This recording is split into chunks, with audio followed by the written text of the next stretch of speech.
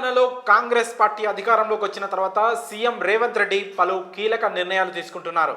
తాజాగా డిసెంబర్ 31 కానుకగా మందుబాబులకు అదిరిపోయే శుభవార్త అందించారు.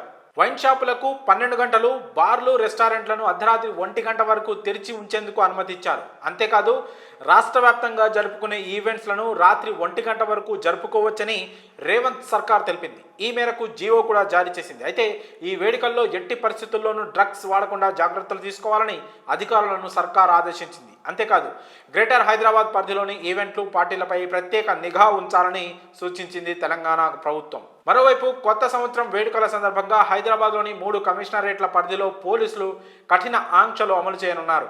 అయితే ఎలాంటి అవాంఛనీయ సంఘటనలు జరగకుండా న్యూ ఇయర్ ఈవెంట్లు నిర్వహిస్తున్న వారు ఖచ్చితంగా అనుమతి ముందుగానే తీసుకోవాల్సి ఉందన్నారు. పబ్బుల్లో, న్యూ ఇయర్ పార్టీల్లో మైనర్లకు అస్సలు అనుమతి ఇవ్వకూడదని సూచించారు. అంతేకాదు డిసెంబర్ 31వ తేదీ రాత్రి 10 దాటిన తర్వాత లౌడ్ స్పీకర్లు బంద్ చేయాలని పోలీసులు ఆదేశించారు. అలాగే ఈవెంట్స్లో 45 డెసిబుల్స్కు మించకుండా జాగ్రత్తలు తీసుకోవాలని హెచ్చరించారు. ముఖ్యంగా మ్యూజికల్ ఈవెంట్స్ నిర్వహించేవారు ఈ నిబంధనలను ఖచ్చితంగా పాటించాలని సూచించారు. ఇక బహిరంగ ప్రదేశాల్లో అసభ్యకర డ్యాన్సులు నిషిద్ధం. ఒకవేళ డ్రంక్ అండ్ డ్రైవ్లో పట్టుబడితే భారీగా జరిమానా విధిస్తామని తెలిపారు. 10,000కు పైగా ఫైన్తో పాటు 6 నెలల పాటు జైలు శిక్ష కూడా ఉంటుందని హెచ్చరించారు. అమ్మాయిల పట్ల అసభ్యంగా ప్రవర్తించడం, విచ్చలవిడిగా తిరగడం, పిచ్చి వేషాలు వేయడం చేస్తే కేసులు బుక్ చేస్తామని కూడా హెచ్చరించారు. ఎవరికి ఎలాంటి ఇబ్బందులు కలగకుండా కొత్త సంవత్సరం వేడుకలు నిర్వహించుకోవాలని సూచించారు పోలీసులు.